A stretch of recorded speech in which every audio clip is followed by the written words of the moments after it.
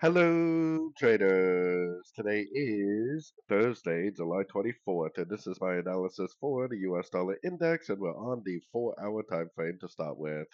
So the last at least week or so, I've been talking about how this is likely the end of an ABC. If it is the end of an ABC, then it will continue to make lower high, lower high, lower high, lower high, lower high, lower high, and eventually go down and take out this low right here.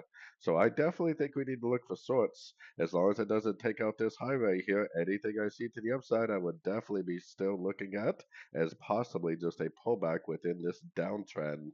So taking it down to the 1 hour time frame, we are starting to push up a little bit. If it does break above this high, what I would do is I would get rid of these Fibonacci levels for now, and then I would put my Fibonacci from here to here.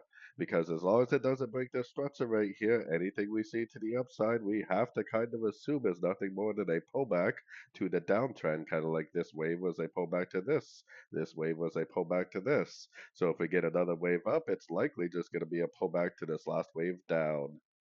And that pretty much tells you exactly what to do on all the dollar pairs themselves. So anyways, don't forget to check out my website, fxpipcollector.com. And as always, thank you for watching and happy trading.